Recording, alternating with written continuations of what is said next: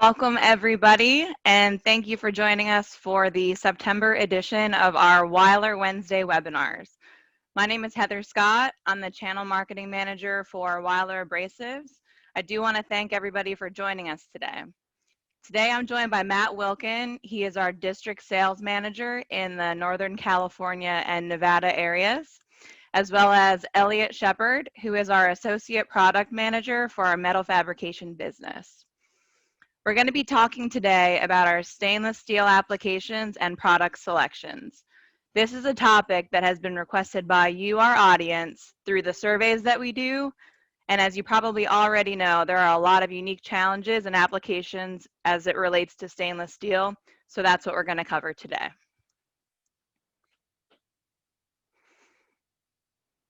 Before we begin, I do want to share just a few tips here on the Zoom meeting platform. Again, I mentioned we did mute all attendee lines to prevent some background noise.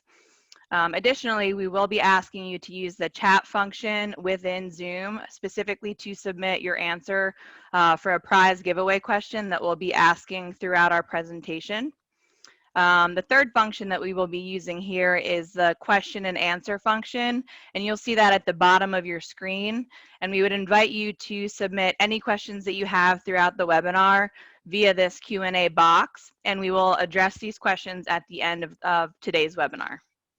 And then finally, polls. You will see 2 poll questions pop up throughout the webinar. On your screen, we simply ask that you participate by choosing the multiple choice answer that best relates to you throughout this presentation. Before we jump into the webinar, just a couple quick updates on our response to COVID-19. We continue to be manufacturing around the globe and producing products to all of those critical industries that are in need of our products through these very challenging times. As we get back out in the field, I do want to share how our field sales team has been engaging with our customers and our distribution partners as well. We're doing that both virtually, such as today within this Zoom webinar, and we're also conducting virtual training events through spot safety training programs and also offering troubleshooting applications as well to provide solutions to our customers. Additionally, we are back out in the field in many areas where it is safe. We're following local guidelines and CDC guidance related to social distancing. We're wearing masks, we're sanitizing, and we're making sure that we stay safe and are coming to your facilities in a safe way as well. Please don't hesitate to reach out to us at any time. We can certainly accommodate your needs as they relate to abrasives, and we can do that remotely or in person at your facility, whatever you're most comfortable with. Without further ado, I'm going to hand it off to Matt Wilkin. Thank you, Heather. Again, my name is Matt Wilkin. I'm the Territory Manager for Northern California, Nevada, and the Hawaiian Islands.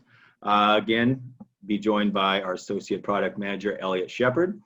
And we'll start with the agenda here. Just want to go over briefly safety, working with stainless steel applications, best products for it, and some common practices with stainless steel, and then have some time at the end for some questions and answers.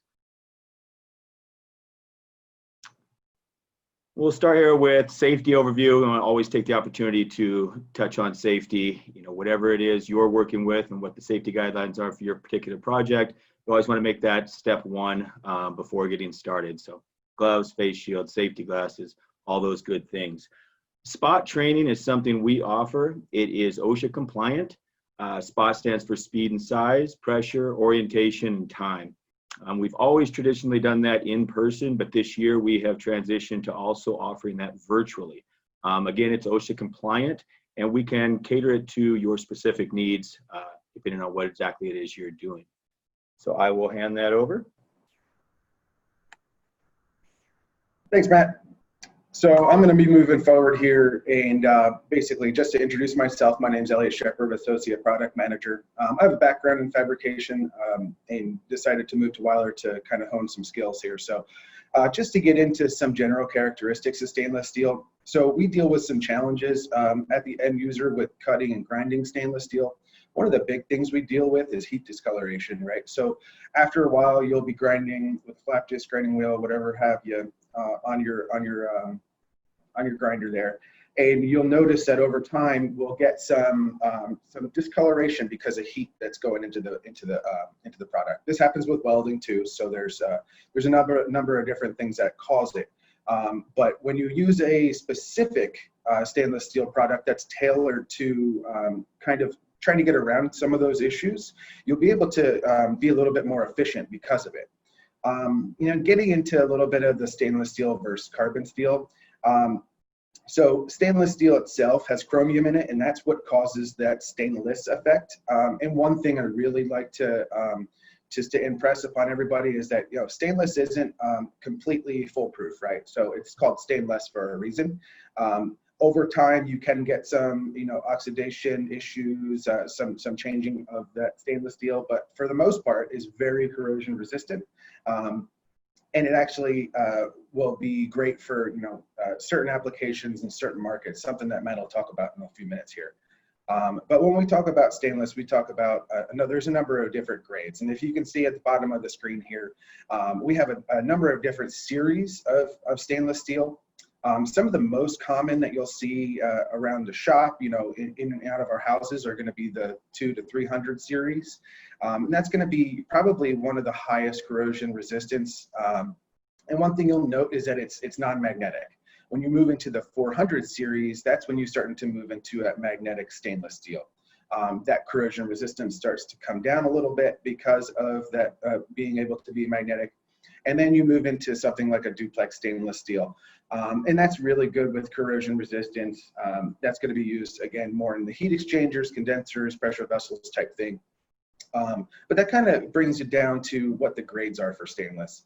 And then when we talk about some of the common challenges with stainless, something that here at Weiler as a product manager we deal with on a daily basis, we talk about stainless steel dedicated facilities. So is your facility complete stainless steel, or like a lot of places you work with carbon, stainless, a number of different materials? So if you do that, you need to understand how you properly store the products, how these products can get contaminated, and they'll go into something what we call after rust. Having these dedicated areas, the way we store things, is going to be extremely important. So one thing I'd like to talk about is an experience I had as a fabricator. We used to do a lot of stainless steel work and a lot of carbon steel work. And we would have one side of the shop working on carbon, the other side working on stainless steel. In the summer, we would come back the next day and we would notice that there'd be after rust on these parts, and we couldn't understand why. So after realizing that, all of that carbon dust is floating around in the air, and then it's falling and settling on these products. And it's not only settling on the stainless steel products that we're making, but it's settling on our abrasives. So whether or not I used any type of abrasive on carbon and then went to stainless, it didn't matter because that dust was already on there. One thing I want to note, when we get into wire, one thing with wire is the way it's produced, it's cold drawn. So it goes through a process that is basically stretching the wire to its desired gauge, desired thickness. And when that happens with the 300 series product, 300 series stainless steel, it will become magnetic. So that's one thing we got to note is when we're storing these brushes, we want to make sure they're stored closed so no dust gets on them, because that will affect your product. If you're working from carbon steel, you end up going to a different brush, and then you move to stainless steel, you can impregnate that stainless steel with carbon and then cause an after rust issue down the line. Another thing is stainless steel is slightly softer than carbon steel, so being careful on how much pressure we're using while we're grinding. Bonded abrasives are a little bit more difficult because they tend to dive or submarine into the part. So being a little bit careful about your pressures and angles while using it. And then one of the big things is your raw material costs. So if I were to buy $2,000 worth of stainless steel, that same weight of carbon steel would be $500. So you have a 4-to-1 cost ratio, which it's a big deal when it comes to efficiency, rework, and just basically and purchasing a product. So keeping these things in mind as we're processing, some of the things we do at the shop, how we basically properly store, those are big deals when it comes into stainless steel working and making sure that we're using the right product at the right time. So now I'm actually going to pass it over to the next slide here with Matt, and he's going to start talking about some industries and applications.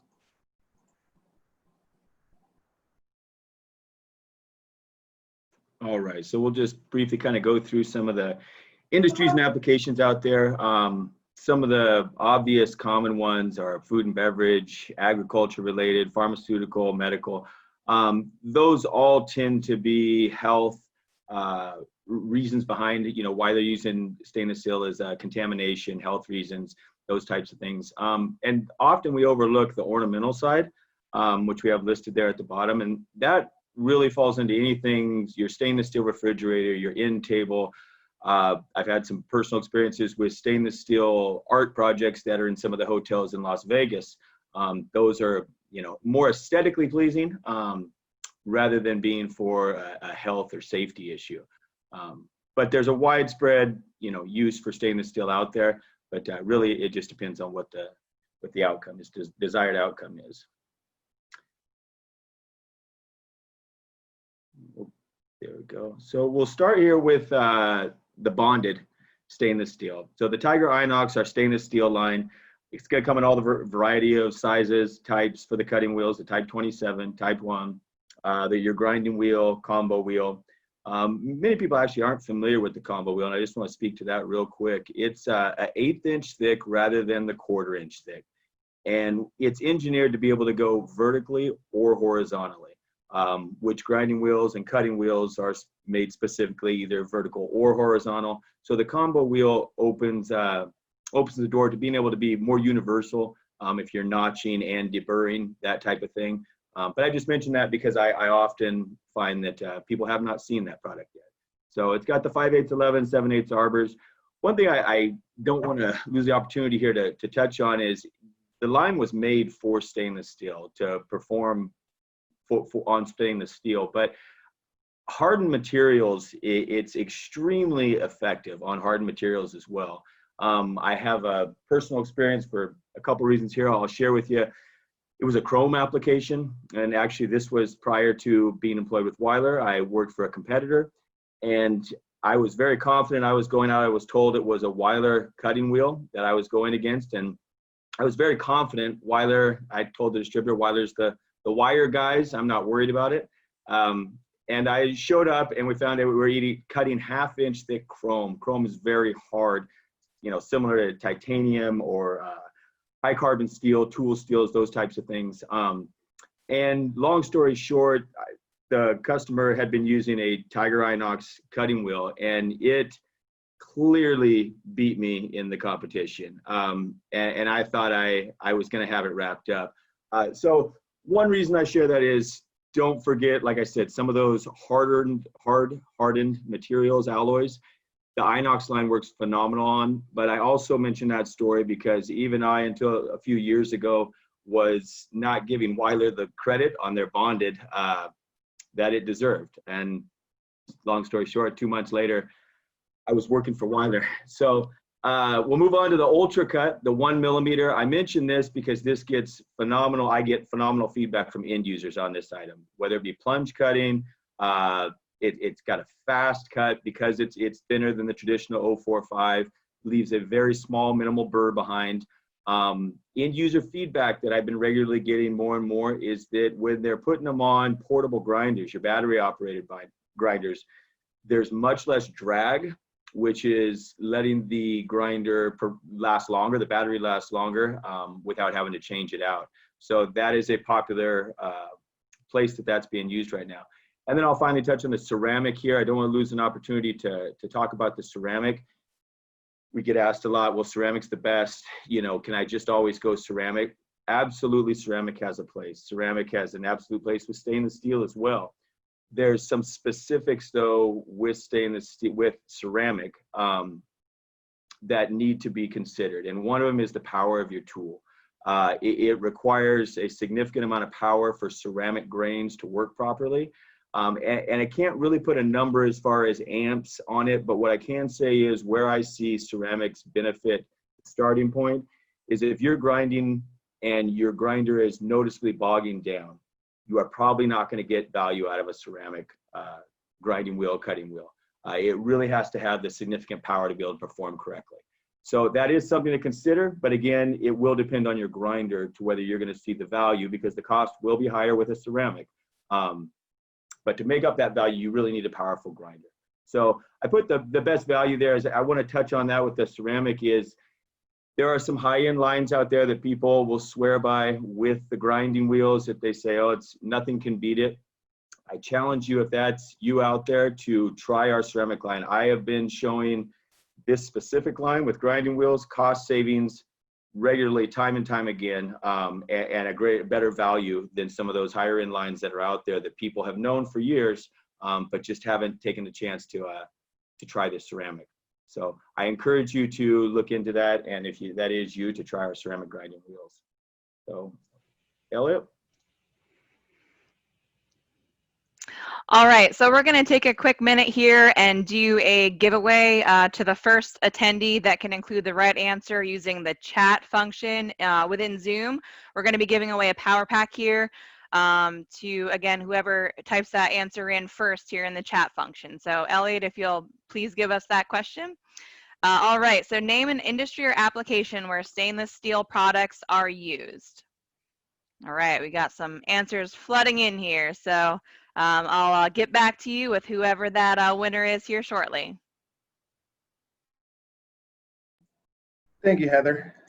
All right, so as I come back online here, I'm going to talk about some of these coated abrasives that are specific for stainless steel, some that aren't specific for stainless steel, and just kind of like walk around them, and we'll talk to some specifics here. So let's kind of start out with resin fiber discs. So with a resin fiber disc, you're looking at an increased removal rate.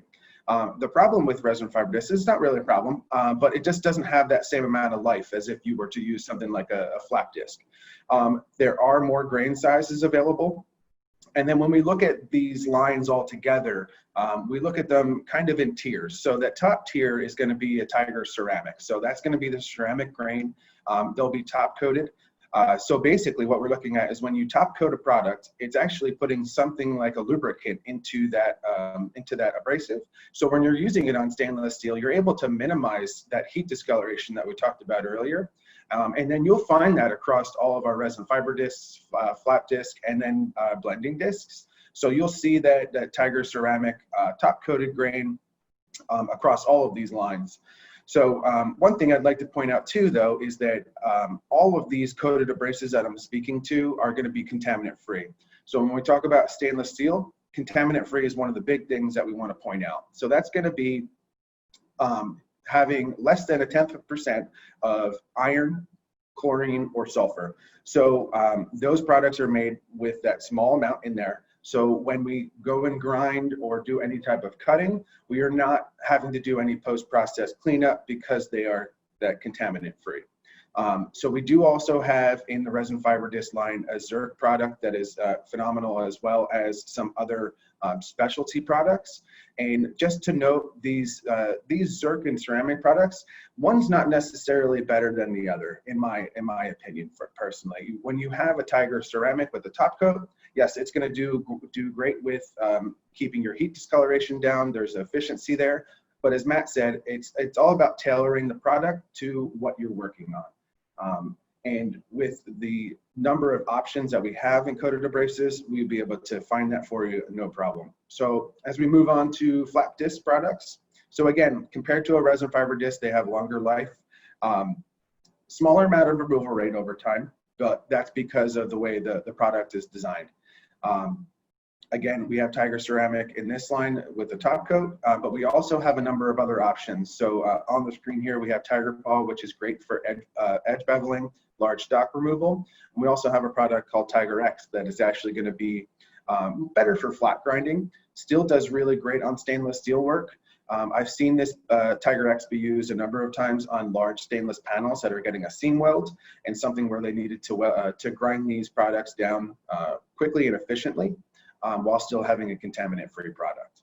Another one I'd like to note too is that some of these products are coming in high density. So if you have a non-conformable surface, something where maybe it's a pressure vessel, it needs to actually go to maybe a different angle. Having a high density product lets that just conform to that odd surface and grind it more efficiently. And then we also have angled flat disc products. So an angled flat disc is actually a good, we've seen it do well in applications where a customer wants a trimmable disc.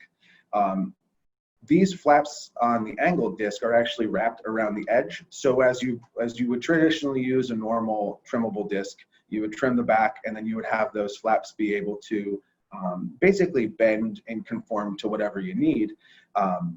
This angled disc is already done for you, so you're able to have that range in motion. It is really good for grinding any type of fillet welds due to that change in surface. So that's something to keep in mind too. We also have that in the Tiger ceramic, as well as a zirconia alumina version as well. So moving to blending discs. So blending discs are great. That's probably one of the things I used the most as a fabricator, because they were small diameter, they were quick change, and we ran everything off of air. So die grinders were the #1 tool we were using. So you can keep in mind that we have a number of different types of small diameter products, but those are great for doing any type of small weld removal, something blending into the parent material. And again, contaminant free, so we don't have to worry about impregnating that product or that stainless steel with any type of carbon to cause any type of after rust over time.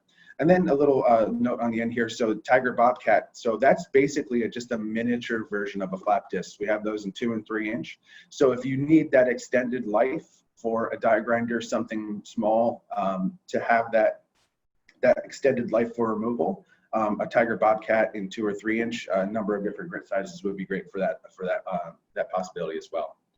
All right, so I'm going to move on here to some stainless steel wire brushes. So wire selection. So when we talk about using stainless steel brushes, or just brushes on stainless steel in general, we always want to make sure that they are going to be stainless steel wire.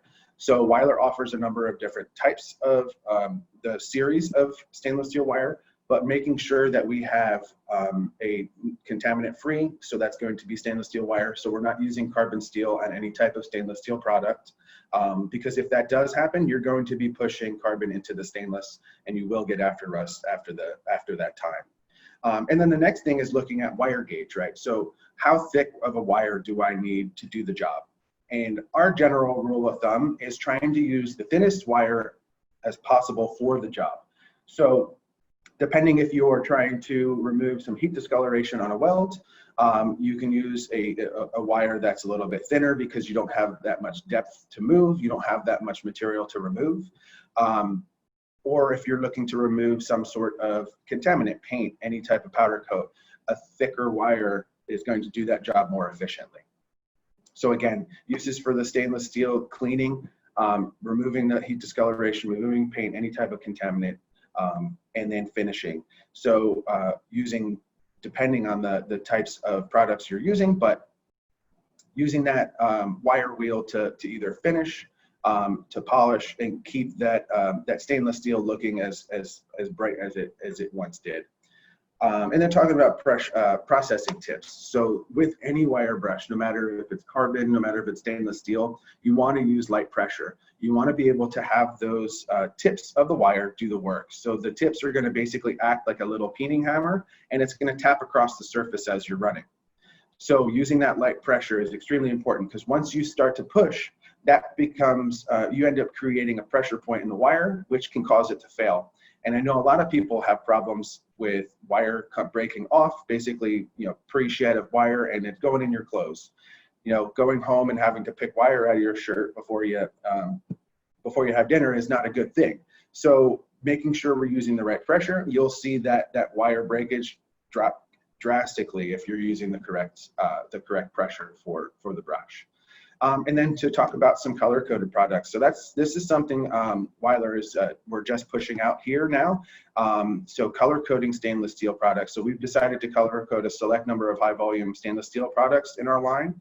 And that's basically to be able to keep a color differentiation between a carbon steel product and a stainless steel product.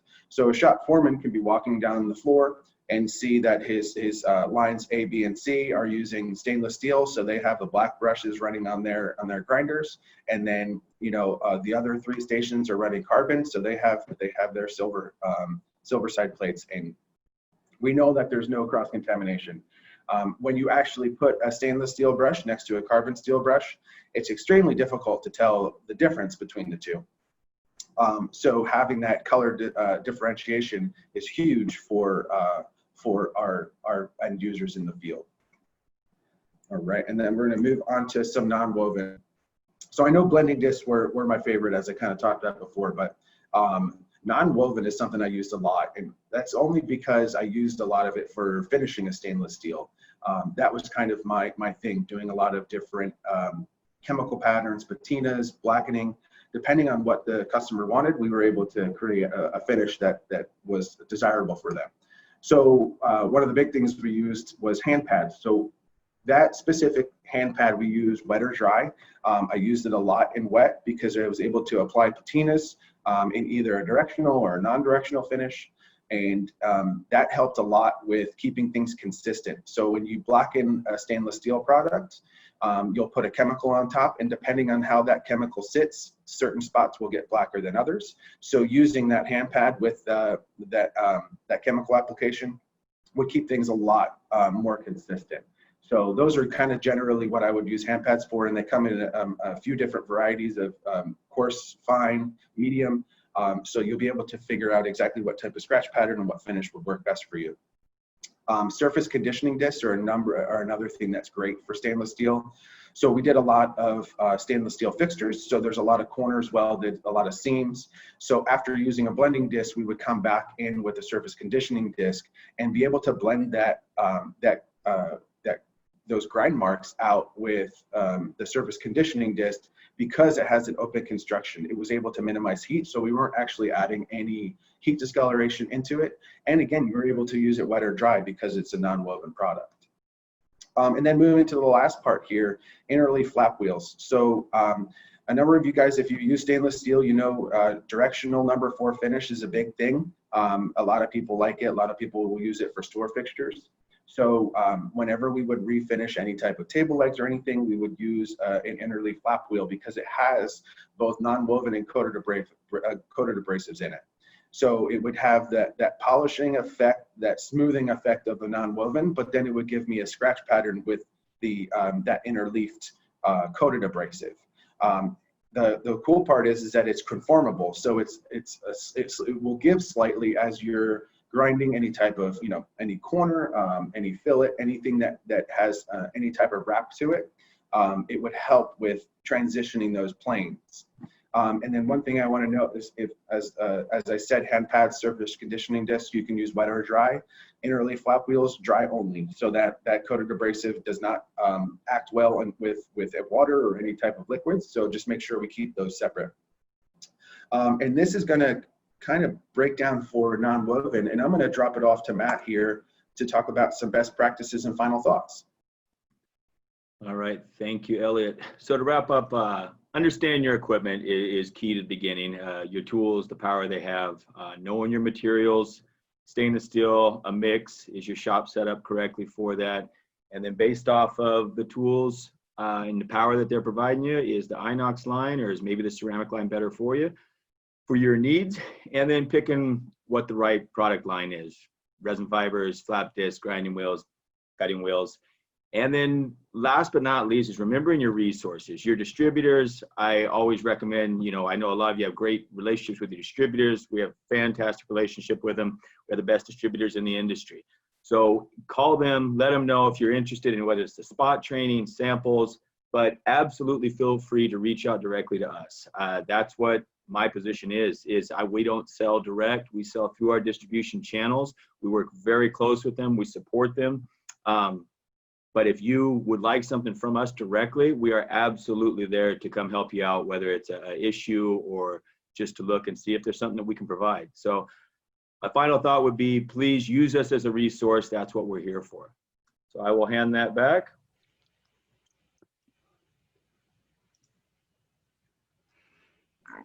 Thanks, Matt. So I know that today both Matt and Elliot spoke to quite a few resources and tools that we have available to you today that are very helpful as they relate to stainless solutions. So we do have a few of those noted on the screen here. Additionally, we will be sending an email to everybody that's on the line today, and it will include a link to all of this information, and then additionally, it will include a recording of today's webinar. So I know a few of you have sent messages in the question and answer and chat function asking about that. So you will receive that via email at the end of this week.